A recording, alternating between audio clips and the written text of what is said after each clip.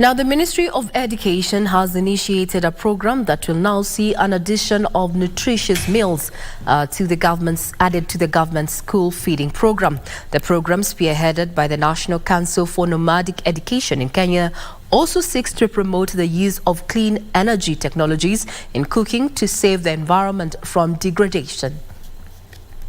Is this tree?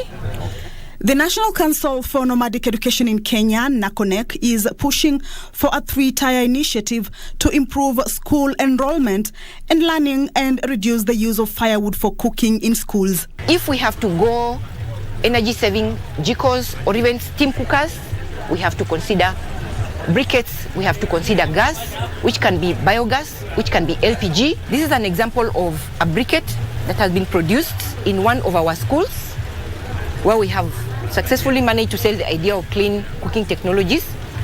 And this one briquette is said to be able to cook for 3 hours.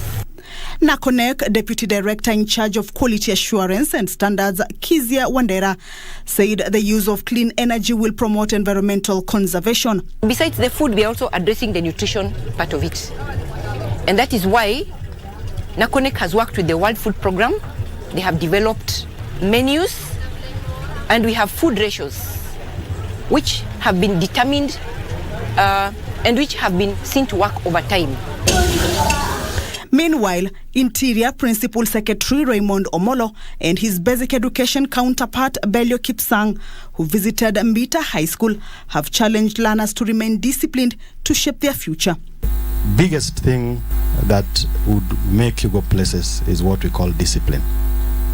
And everywhere I get an opportunity to talk to students like you, I challenge you to be disciplined. It doesn't matter how sharp you are in class.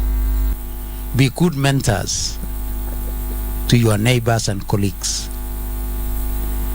so that more schools, more of your own colleagues will come here to be supported, so that their schools and their children and their students can also benefit.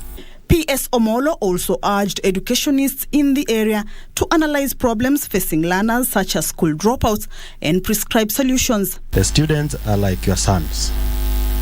Yes, they can have their excesses, they can have their mistakes, but you owe it to them to handle them like your own. Omolo was the chief guest at Mbita High School, where he led the school's alumni on a funds drive to upgrade and modernize key facilities at the school. Kamche Menza for Sunday Express. Has given 10 million shillings